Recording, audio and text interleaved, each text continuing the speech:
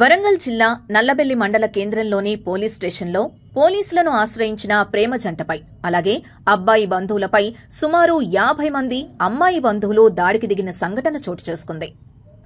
సాయంపేట మండలం ఆరేపల్లి గ్రామానికి చెందిన ఓ యువతీ యువకుడు వారం రోజుల క్రితం ప్రేమ వివాహం చేసుకున్నారు. ఈ విషయానికి సంబంధించి సాయంపేట పోలీస్ స్టేషన్లో కేసు నమోదైనట్టు సమాచారం.